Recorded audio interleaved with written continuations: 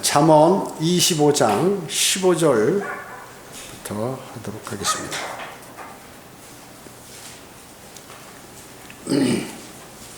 15절에 보면 오래 참음으로 통치자가 설득되나니 부드러운 혀는 뼈를 꺾느니라.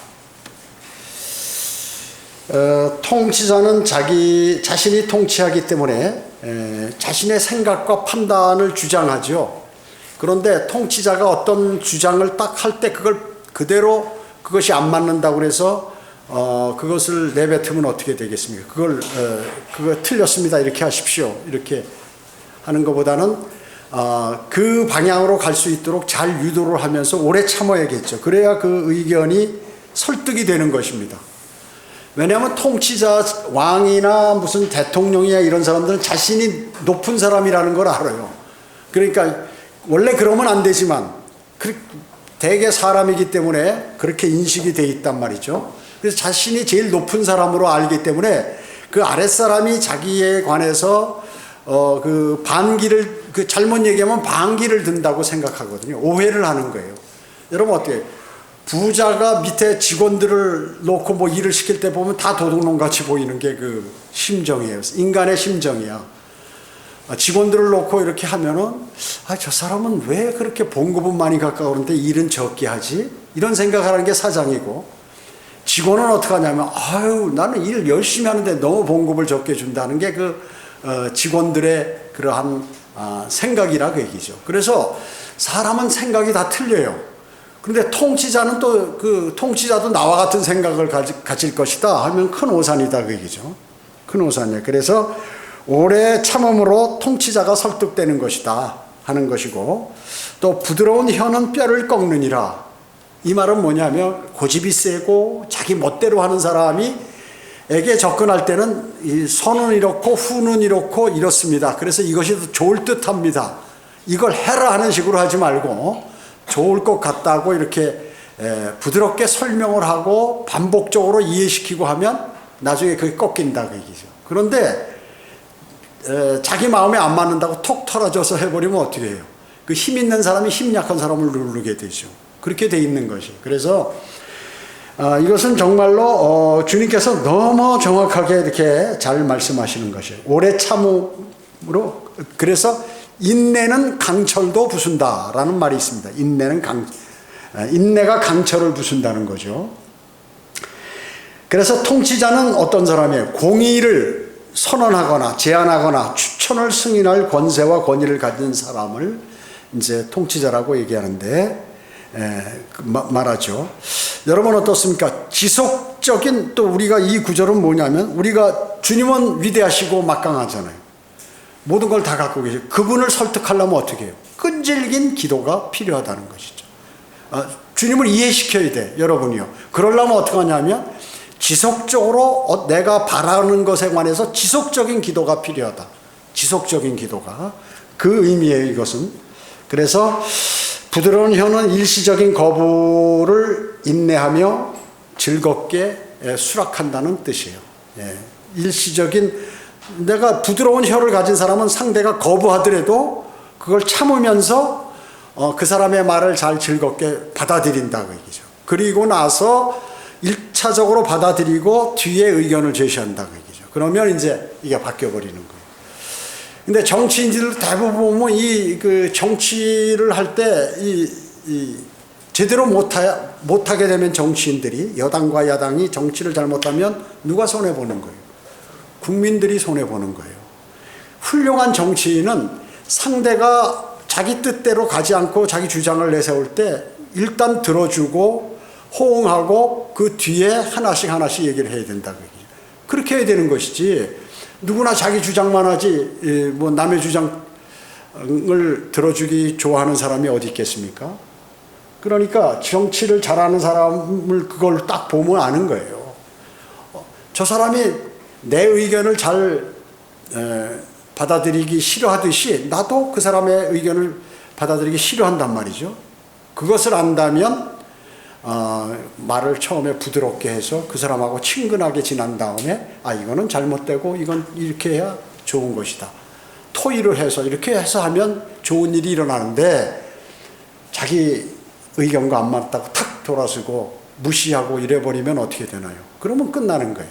그 관계가 깨지는 거예요. 관계가. 여러분이 그 성도들 간의 교제도 마찬가지입니다. 내 생각대로 안 한다고 상대를 무시하거나 그러면 안 돼요. 왜냐하면 생각이 다 틀리죠, 사람은. 여러분 지문이 같은 사람이 있어요? 다 틀리잖아요. 하나님께서 눈을 내리는데 그 눈 모양이 같은 게 있나요? 계략은 비슷하지만 다 틀리다. 단 한 개도 같은 게 없어요. 그래서 세상에는 같은 게 없는 거예요. 그것을 이해하고 상대를 이해하면서 내 의견을 내가 잘 알고 있는 그분을 관철시켜야 된다. 그 사람이 훌륭한 사람이라는 거죠.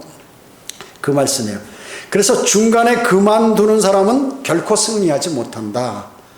그래서 성공하는 사람은 어떻게 똑똑하든지 그렇지 않든지 어떻게 하냐면 계속 꾸준하게 하는 사람이 성공하는 것이에요. 꾸준하게 하는 사람이 성공하는 것이에요. 그래서 대부분 보면 어떤 사람들은 이제 그 어떤 직장이나 이런 데서도 안 맞는 게 많이 있잖아요. 그렇기 때문에 이제 그런 것이 있을 때는 잘 이렇게 자신과 비교해서 자신이 어떻게 해야 처신해야 될지, 또 만약에 정 힘들면 그건 그만둬야죠. 그리고 내가 여기 있을 때 도무지 비전이 없다면 빨리 그만둬야 되는 거예요. 빨리. 그 맨날 불만 가운데, 불평등 가운데, 그리고 싫은 가운데서 그 일을 한다는 것은 그건 그 고문을 받는 거예요. 그랬을 때는 그 일이 좋아도 그걸 자기가 포기해야지. 할 수 없이요. 그러나 포기하면 각오를 해야죠. 내가 이걸 포기하면 내가 돈을 적게 번다 그러면 돈을 적게 벌고 나는 이것을 선택하겠다 하면 그걸 선택하는 거예요. 과감하게. 그렇지 않으면 그걸 참고 하는 것이고. 자, 그래서 가장 중요한 것은 통치자도 설득하려면 인내가 필요한데 우리 개인 간에 교제할 때도 인내가 필요하다. 상대방의 입장에 서서 이렇게 이해해주고 그 다음에 서서히 올바른 내 주장을 그 사람에게 관철시킨다 하는 것이 필요하다는 것입니다. 자, 16절 보겠습니다. 내가 꿀을 참느냐? 내게 충분할 만큼만 먹어 과식으로 토하지 않게 해라. 제가 과거 어렸을 때부터 단 거를 좋아해가지고 그거 어렸을 때 집안에 저희 어렸을 때 꿀이 귀했어요. 지금은 뭐 돈 있으면 얼마든지 사지만. 그 부모님이 어머니가 아버님 드린다고 이렇게 아버지 드린다고 남겨놓고 꿀을 아무도 없을 때 그 의자 놓고 올라가서 그걸 막 숟갈로 여러 차례 퍼먹었다가 혼났어요. 위가 다 뒤집혀가지고 말이죠. 그 말씀이 딱 맞아요. 그게 뭐냐면 꿀을 적절히 먹어야 되지. 아무리 좋은 거라도 많이 먹으면 과식한다 그 얘기죠. 하나님 말씀이 좋긴 좋아요. 위대하죠. 근데 하나님 말씀을 알기 위해서 다른 건 일치 안 하고 이것만 사람이 계속해서 24시 잠자는 시간 빼놓고 이것만 공부한다 그러면 사람이 어떻게 될까요? 돌죠. 그러니까 머리가 이상해지는 거예요. 그리고 외통수가 되는 거야 말하자면. 하나님은 그걸 원하시는 게 아니에요. 하나님께서는 내가 공부할 시간에 딱 성경을 공부하고 그 말씀대로 내가 살려고 확실하게 노력하고 그 다음에 내 또 복음도 전하고 내 생에 필요한 일도 하고 와서 또 앉으면 하나님 말씀을 탁 읽고 이것을 원하시는 거지. 우리의 인체가 이렇게 대단한 강철로 되어 있는 게 아니고 무슨 컴퓨터 같이 되어 있는 게 아니잖아요. 기계가 아니잖아요. 그러니까 과식을 하면 토하게 된다 하는 그 말씀입니다. 이 꿀은 여기서 지금 하나님의 말씀들을 얘기하는 것인데 그것을 경고하는 것입니다. 말씀은 꿀처럼 달죠 원래. 그래서 눈을 밝게 해주고 영적 분별력을 우리에게 주죠. 하나님의 말씀은. 그리고 유기적인 감미료예요. 그래서 살아있다.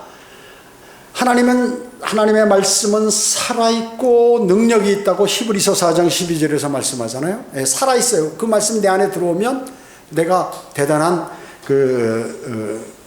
도움을 받고 나에게 생명의 능력이 된다 그 얘기죠. 사람이 건강해질 수 있죠. 하나님의 말씀으로 이 안에서 하나님의 말씀이 충만하면 사람의 혼도 건강하고 몸도 건강하게 이렇게 되는 것이죠.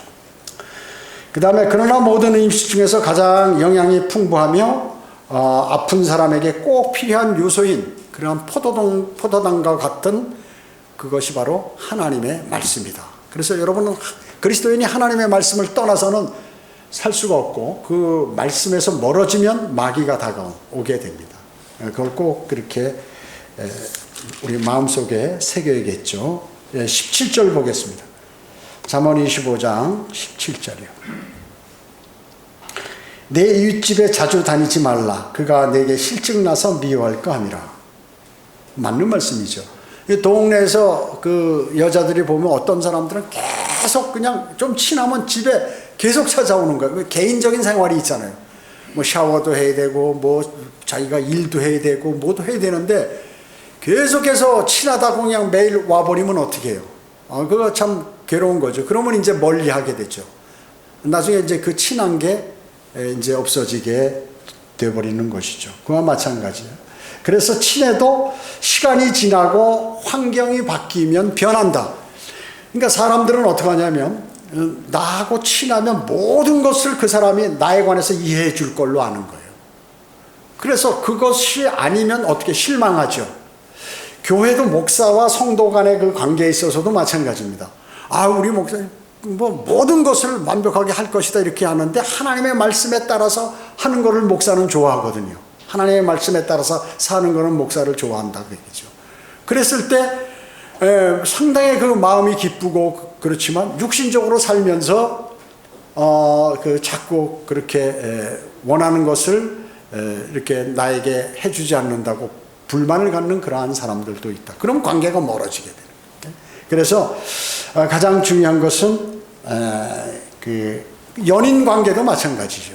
연인들이 실패하는 게 뭐예요? 나랑 친하면 저 사람은 무조건 다 이해해 줄 것이다. 그리고 막 행동한다 그 얘기죠. 부부간에도 그 오랫동안 잘 살려면 어떻게 해요? 서로 인격을 존중해 줘야 돼요. 그리고 실수한 거 참아줘야 돼. 그걸 일일이 다 얘기해 버리면 어떻게 삽니까? 살 수가 없죠. 살 수가 없죠. 왜냐? 살아온 환경이 다 틀리고 성격도 틀리고 배운 것도 틀리고 모든 게 다 틀린 사람들이 만나가지고 부부가 되는 건데 어떻게 사느냐 그 얘기죠. 그래서 실질적으로 연인관계, 부부관계 어떤 계기로 헤어지고 이런 것이 서로 간의 이해를 못해서 이런 것들이 많이 있다는 것입니다. 그래서 지금 이제 사이가 갈라져서 현재는 대단히 한국 사회에도 과거에는 미국이 그랬는데 이제는 한국 사회에도 한 30% 이상이 이혼을 하는 그런 대단히 많이 있죠.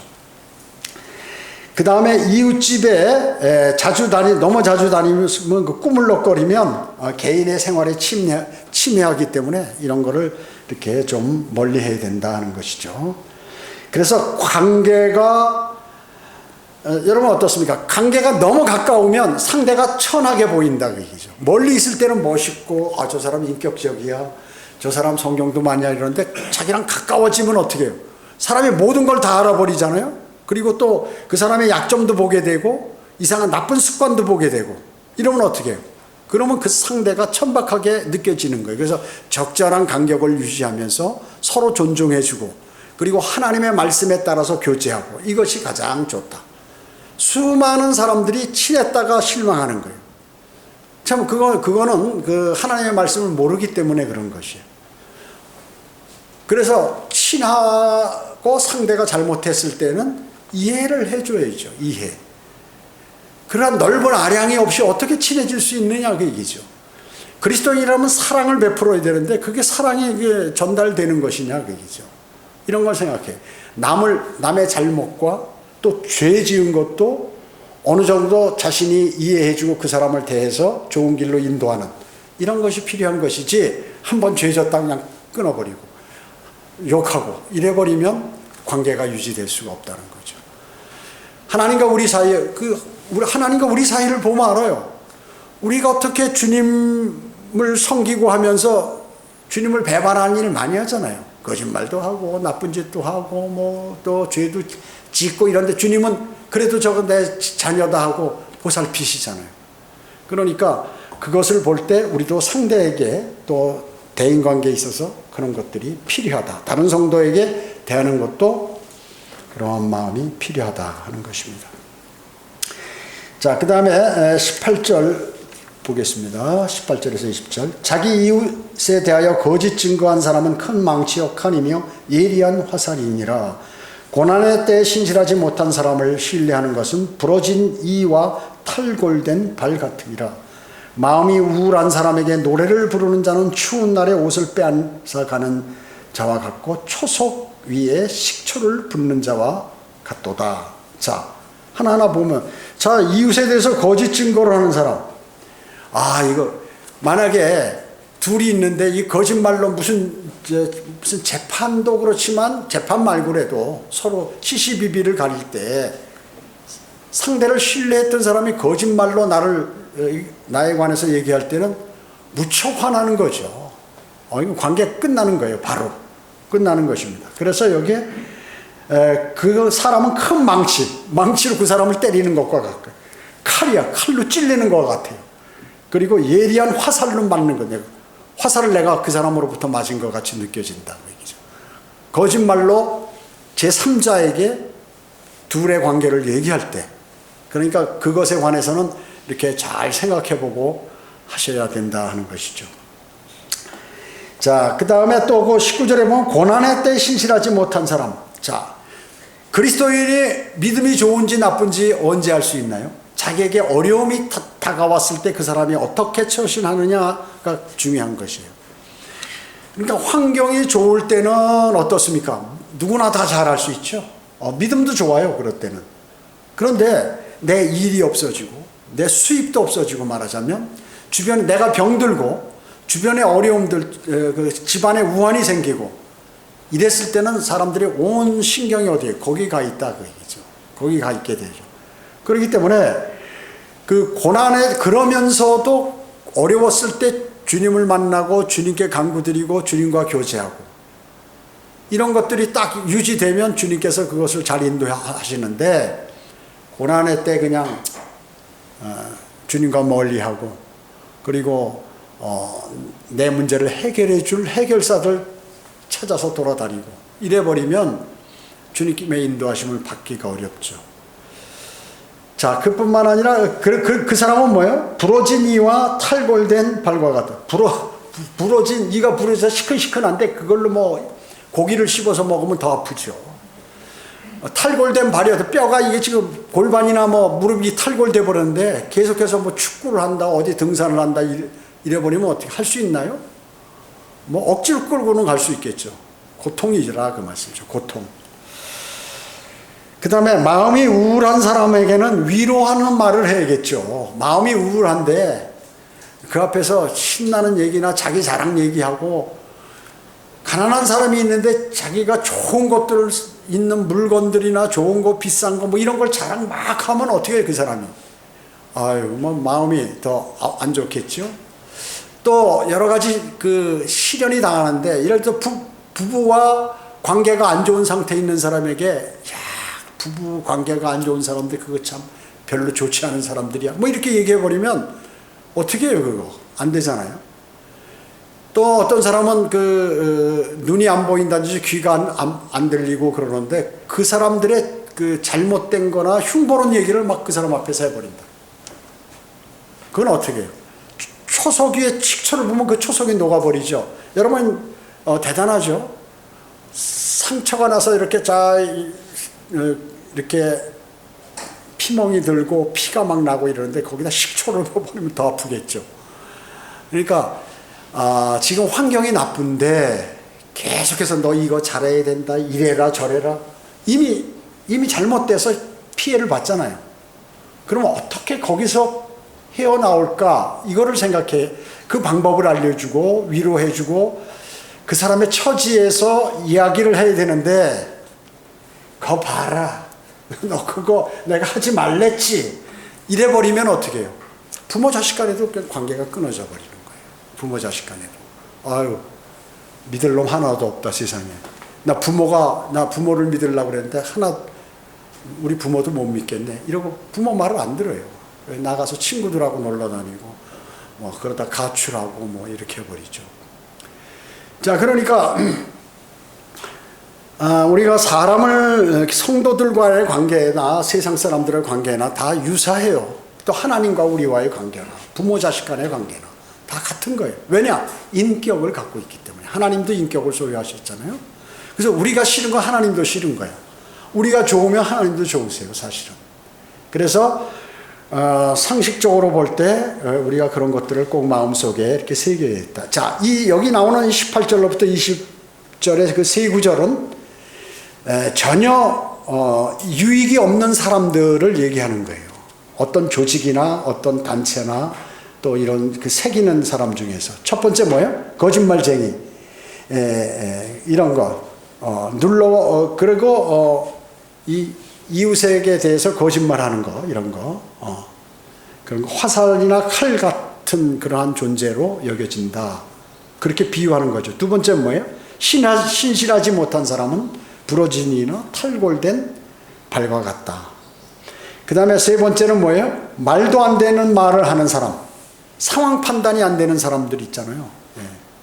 이상한 동문서답하고, 그리고 지금 환경이 이런 상태인데 그 환경을 파악하지 못하고 엉뚱한 소리 하는 이러한 사람들을 얘기하는 것이죠. 그래서 도둑이나 식초를 던지는 사람 같다 하는 거죠. 도둑이 뭐예요?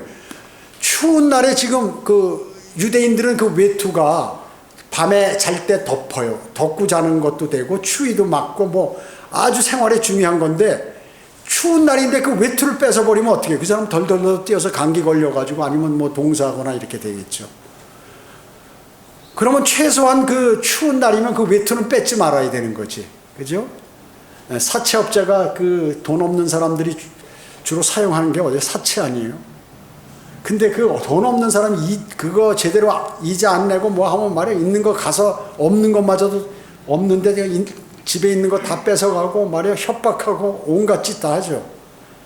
이거는 나중에 어떻게, 이런 사람들 하나님께서 벌 주죠. 그런 사람들은 반드시. 그래서 세상 사람들도 악한 짓을 하면 하나님께서 벌 주는 겁니다.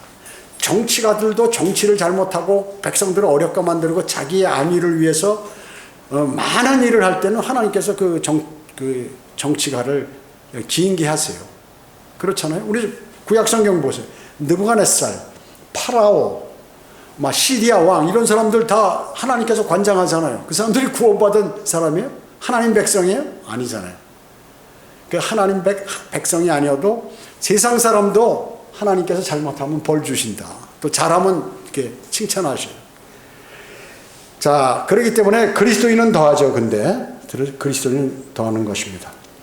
그 다음에 이 성경학자들이 뭐냐면 자기가 유식하다고 얘기하는 거예요. 똑똑하다고 많이 이렇게 얘기를 해서 성경을 바꾸는 그러한 일들을 수행한다 그 얘기죠. 자, 21절, 22절 보겠습니다. 저 뒤에 그 히터 좀 꺼주죠. 더운 것 같은데?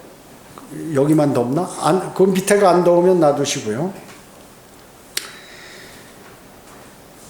21절에 내 원수가 굶주리거든 먹을 음식을 주고 그가 목말라 하거든 마실 물을 주라. 이는 내가 그의 머리 위에 숯불을 쌓는 것이니 주께서 내게 보상하시리라. 자, 사도 바울이 이것을 로마서 12장 20절에서 인용했죠. 그대로. 구원받지 못한 사람에게는 어때요? 구원받지 못한 사람은 구원받지 못한 사람은 하나님께서 선행을 하도록 해서 나중에 지옥에 보내, 저주를 받도록 만든다 그 얘기죠. 불 속에 들어가도록. 사실은 그 말이에요. 이게 교리상으로 정확히 얘기하면 그 기독교인들이 일반 많은 교회 사람들이 예수 그리스도를 영접해서 그 죽은 영이 거듭나서, 즉 구원받는 것을 모르고 교회 가면은 무슨 봉사활동하고 선한 일하고 이렇게 해서 하면은 하나님께서 나에게 무슨 복을 주실 것이다, 이렇게 대부분 알고 있다 그 얘기죠. 하나님께서 그런 생각을 하고 그런 행동을 하는 사람에게는 그냥 지옥으로 가도록 내버려 두시는 거예요. 왜냐? 하나님의, 성경에 기록된 하나님의 말씀, 구원 계획, 이것에 관해서 신뢰를 하지 않았기 때문에 그런 것입니다. 신뢰를 하지 않았기 때문에. 이것을 우리가 또 영적으로 적용하면 여러분들에게 잘못 대해주는 사람들이 있어요. 여러분들이 원수로 생각하는 사람들. 그 사람에게 해서 막 가슴 아파하고 분해하고 잠 못 자고 이러지 말라 그 얘기죠. 그럼 어떻게 해요? 방법이 없죠. 하나님께 맡기는 거예요. 주님께 맡겨서 주님 좀 제 이 억울한 이런 제 사항을 좀 주님 알게 해달라고. 저가 나를 어렵게 만들고 힘들게 만들고 이렇게 하는데 주님 도와달라고. 그러면 주님께서 그 기도를 들으시고 원수를 누가 갚느냐? 주님께서 갚았다. 근데 내가 갚으려고 하면 어떻게 돼요? 내가 큰 피해를 입게 돼요. 자, 보세요. 전쟁을 하면 두 나라가 강대국이 있고 약한 나라가 있어요. 그럼 전쟁하면 강대국이 이기죠. 그러면 강대국 사람들은 안 죽나요? 죽잖아요. 지금 러시아와 우크라이나 전쟁하는데 러시아 사람 안 죽나요? 많이 죽어요. 물론 우크라이나 군인들이 더 죽죠. 그와 마찬가지. 약한 자와 싸워도 내가 막 분이 나서 화나서 그 사람하고 다투거나 내 마음에 그 분함을 계속 유지하고 있으면 나도 피해를 입는다. 병들어요. 그리고 사람이 이상하게 변해. 육신적으로 되고 마귀와 손잡게 되고 그러면서 원수도 못 갚아. 원수도 못 갚아. 왜냐? 상대도 계속해서 뛰니까 내가 공격하면 여기도 공격하고 같이 하니까 여기 가만히 있는 상태에서 내가 공격하면 내가 충분히 원수를 갚을 텐데 여기도 딜이 받는다고 얘기죠. 그렇기 때문에 내가 싸워가지고는 나도 피해를 많이 보게 되기 때문에 왜 그 미련한 짓을 하느냐. 성경에서 주님께 맡기라고 그러니까 주님 저 사람이 나를 너무 욕합니다. 난 너무 억울합니다. 주님 아시죠? 주님 해결해 주십시오. 이러면 주님께서 알았어. 그 위에다가 머리 위에다 숯불을 대고 여기다 떼버리면 지글지글 타니까 고문을 당하는 것. 어마어마한 벌이죠. 이게 영적으로 적용하는 거고 교리적으로는 세상에 어떤 자기의 행위로 구원받으려고 하는 사람은 지옥에 보낸다. 그 얘기죠. 지옥에 보내버리신다는 그러한 구원받지 못한 사람에게는 선행을 행함으로써 그가 지옥에서 받아야 할 저주를 받도록 하는 것. 이런 것들을 말씀하고 계시는 것입니다. 그래서 여기서 원수는 하나님의 원수이다 하는 것이죠. 자, 23절 보겠습니다. 북풍이 비를 몰아낸 같이 성난 얼굴은 험담하는 혀를 몰아내느니라. 북풍이 비를 몰아낸다. 습기 짜고 칙칙한 날씨, 북쪽에서 찬바람이 싹 불면 그 공기가 맑아지죠. 북풍이 불면 서리와 북풍은 그 찬바람 그 대신 이제 찬 기운이 내려오니까 서리와 눈을 내리게 되죠. 험담하는 사람 그것을 들으면 화를 내죠. 이것은 비를 몰아내는 것과 같다. 비를 몰아내면 어떻게 해요? 그 밭에 물을 줄 수가 없죠. 그렇기 때문에 손해나는 것이다 하는 것이고. 자, 24절. 다투는 여자와 함께 넓은 집에 사는 것보다 지붕의 한 모퉁이에 사는 것이 더 나으니라. 여자들은 약하기 때문에 입으로 많이 얘기를 하죠. 남자들은 조금 여자보다 강하기 때문에 또 옛날부터 사냥을 하고 하기 때문에 좀 잔인성이 있어요, 남자들은. 그렇기 때문에 경쟁심이 많고 그런데 여자는 힘이 약하니까 뭐예요? 이게 말로 방어를 해야 되기 때문에 말을 많이 한다고요. 그런데 그거를 남편에게 계속해서 많이 얘기하면 별로 안 좋다고 얘기죠.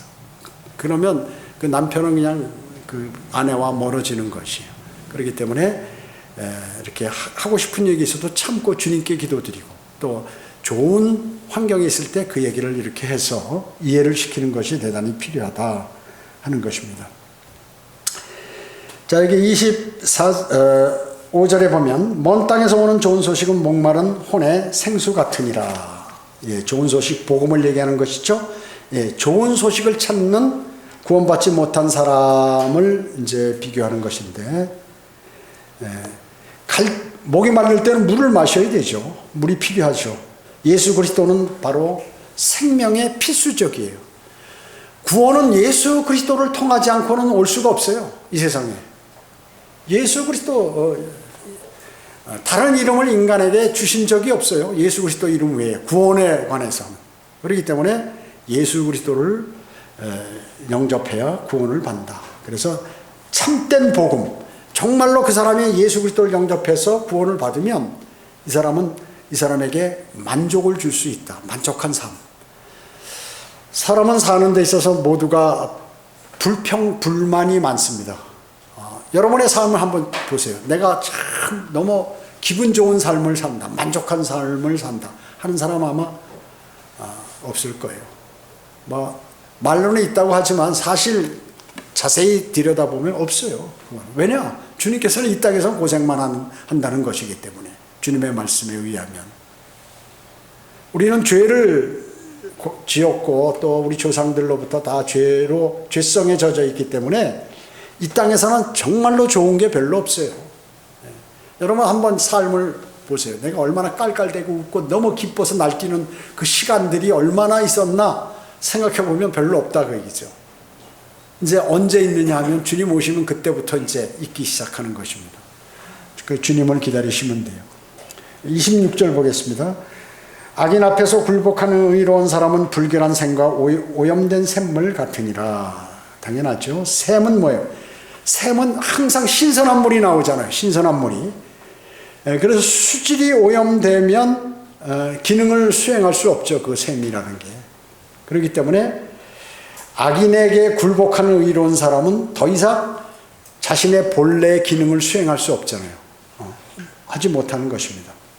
예를 든다면 베드로가 그냥 막 열정이 가득해가지고 주님을 첫째로 사랑한다고 그러고 난리를 쳤는데 주님께서 아니야, 너가 닭이 울기 전에 나를 3번 부인하리라 그래. 그렇게 말씀하셨으면 주님 어떻게 저한테 좀 설명 좀 해주세요. 왜 그런가요? 그럼 제가 어떻게 얘기했습니까? 이렇게 나와야 되는데 주님의 말씀을 신뢰하지 않고 그럴 리 없습니다. 난 주님 따라가서 죽을 사람이지 그럴 일 없습니다. 그러니까 정말 닭이 울기 전 3번 부인하고 나니까 닭이 꼭 울더라 그 얘기죠. 다윗 어떻습니까? 다윗 상당히 대단한 사람 같은데 적국에 가서 살라고 말이죠. 수염 뽑고 기둥에서 막 침을 질질 흘리면서 벅벅벅벅 정신 노른 사람처럼 행동하고 이랬잖아요. 아브라함도 마찬가지예요. 파라오 앞에서 자기 아내를 누이라고 그래가지고 파라오한테 후궁으로 주려고 아예 자기 살기 위해서 이렇다고 얘기죠. 자, 그렇기 때문에 악인 앞에 그 순간에는 그 사람들이 다 의인이었지만 굴복한 그 순간에는 수치를 당하는 거예요. 그러니까 아브라함이 나중에 어떻게 이제 성경에 안 나오지만 사라 볼 때마다 미안하겠죠. 당신 어떻게 나를 말이죠 그렇게 얘기하느냐. 근데 사라가 복받은 게 왜요? 그래서도 한마디 말 안 했어. 그 말 한마디 안 했어요. 다 알고 있지만. 그래서 사라가 복을 받은 것입니다. 자, 27절에 보면 꿀을 많이 먹는 것이 좋지 않듯이 사람이 자신의 영광을 구하는 것도 영광스럽지 못함이니라.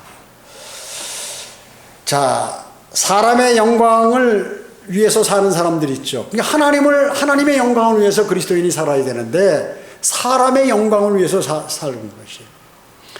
목사도 그렇고 어떤 성경을 많이 하는 그러한 성도 가운데에서도 잘난 척하는 사람이 대단히 많잖아요. 요새 너무 잘난 척하는 사람들이 많아가지고 이 유튜브가 있고 인터넷이 있어가지고 잘난 척하는 그 사람이 어떤지 몰라요. 근데 거기에 나오는 그 현실만 보면 저 사람은 대단한 사람이다 이렇게 생각하거든요.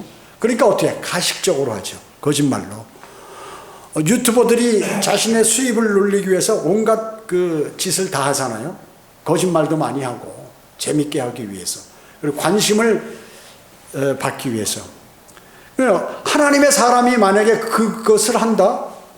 그러면 끝나는 거예요. 하나님하고 관계가 딱 끝나는 것이에요. 근데 모르죠. 본인은 자신의 유익을 위해서 많은 사람들이 나를 인기 있게 생각하고 나를 추앙한다? 이걸 바라는 거예요. 그러면 하나님께서 받으실 그 영광을 자신이 다 뺏어가는 것이에요. 교황 이런 사람들 다 처단되죠. 가짜 교회 대형 교회 목사들 스타 목사들 있잖아요. 그거 뭐예요? 다 하나님께 버림받은 사람들이에요. 그런 사람들은요. 그러니까 성경의 핵심을 몰라. 성경에서 하나님께서 하시는 그 말씀을 모른다고 얘기죠. 사람은 또 추앙받으면 주님 앞에 가면 받을 게 없어요. 구원받았다 하더라도 구원받지 않았으면 멸망으로 가겠죠. 여러분, 벌도 더 큰 벌이 있어요. 지옥도 더 많은 고통이 있는, 그러나 가해지는 곳이 있어요. 주님께서 말씀하셨잖아요. 그들은 더 큰 벌을 받으리라. 이렇게 말씀하셨어요. 자, 28절. 자기의 영을 다스리지 못하는 자는 무너져 버린 성읍에 성벽이 없는 것과 마찬가지다. 자, 여러분, 성벽이 뭐예요? 적을 방어하기 위해서 쌓아놓은 거 아니에요? 근데 성벽이 허물어졌으면 어떻게 해요? 적들이 그냥 들어와 버리죠. 그죠? 그와 마찬가지로 자신의 영을 다스리지 못하고, 뭐, 아무 때나 화낸다든지, 또 아무 때나 내 그 의심을 한다든지, 아무 때나 자기 자신 자랑을 위해서 막 얘기한다든지, 이렇게 버리면 자신을 억제하지 못하면 자신을 보호할 수가 없다, 그 얘기죠. 자신을 보호할 수가 없어. 왜냐? 내가 그렇게 되면 벌써 육신적인 상태에 있잖아요. 그럼 마귀가 바로 들어와서 나를 공격하죠. 마귀를 막을 수 없어요. 마귀의 공격을. 그렇기 때문에 마귀에게 패하게 된다는 얘기죠. 여러분, 마귀라는 그 이름 자체가 뭐예요? 멸망의 멸망, 파괴의 멸망. 아바돈 아폴로온. 파괴죠, 파괴. 그러니까 마귀가 나를 인도하게 되면 내가 모든 삶에 있어 파괴와 멸망이 일어나요. 살아있을 때도. 죽어서는 뭐 100% 불가이왕이 타는 지옥에 가는 것이고, 살아있을 때도 어렵고 하는 일마다 안 되고, 그리고 내가 괴롭고 힘든 삶을 살도록 돼 있어요. 마귀가 손잡으면. 여러분, 주님의 인도하심은 뭐예요? 처음엔 안 되는 것 같고 고난이고 어려워. 그러나 점점 그 주님께서 원하는 그 좋은 삶으로 가는 거예요. 마지막 삶이 좋다, 그 얘기죠. 마귀 인도하면 뭐예요? 처음에는 대단한 것 같지만, 너 이거 먹으면 너 하나님 같이 돼버린다. 너 신이 돼. 이브에게 제시한단 말이에요. 먹으면 됐어요? 아니에요. 멸망으로 가는 거예요. 마귀 인도하면 바로 처음에는 무언가 되는 것 같고 좋은 것 같은데 나중에 멸망으로 가고, 안 되고 실패하고 좌절하고. 그래서 여러분은 절대 마귀와 손잡으면 안 된다, 그 말씀이죠. 대단히 중요한 말씀이에요. 자신을 다스리는 것에 대해서 옛사람들의 말이 있죠. 고통이 없으면 영광이 없다. 또 가사가 없으면 보좌도 없고, 그리고 용기가 없으면 영광도 없다. 그 다음에 십자가 없으면 어떻게 해요? 멸류관이 없다. 십자가 없으면 멸류관이 없어요. 자, 여러분이 지금 여러 가지 하시는 일, 내가 부하던 또 그 부하지 못하던 간에 누구나 고생하거든요. 누구나. 근데 그 고생을, 고난과 어려움들을 잘 극복하면 멸류관이 있고, 또 주님을 위해서 그 비난받고 어렵고 힘든 것 잘 참으면 멸류관이 있고, 그렇지 못하면 없다는 거죠. 자신을 다스리는 것은 어떻습니까? 어려움과 고난을 통해서 배우는 것입니다. 고난을 당해보지 않은 사람은 자신을 통제하지 못해요. 고난을 당해보면, 이제 고난의 학교에 들어가서 수업을 잘 받으면 이제 졸업해서 아주 인격적으로 훌륭한, 또 그리스도인으로서 훌륭한 그리스도인이 되는 거예요. 그렇지 않으면 어때요? 자기만 아는 그러한 사람이 되어버리죠. 자기만 아는 사람이 되고, 남들이 나에게 맞춰주지 않으면 기분 나쁘고, 그러니까 뭐, 나 교회도, 믿음도 안 가죠. 아유, 내 생각대로 안 돼. 안 하는 거야. 난 이렇게 생각하는데. 아니에요. 우리는 그런 거 다 버리고 하나님의 말씀으로 돌아가야 합니다. 그게 그리스도인의 삶을 잘 사는 길인 것입니다. 기도하겠습니다. 주님, 감사합니다. 저희를 위대하신 하나님의 말씀을 우리 마음속에 담았습니다. 저희들 하나님의 말씀대로 살아가고 주님을 신뢰하는 그리스도인이 되도록 저희를 도와주시길 원합니다.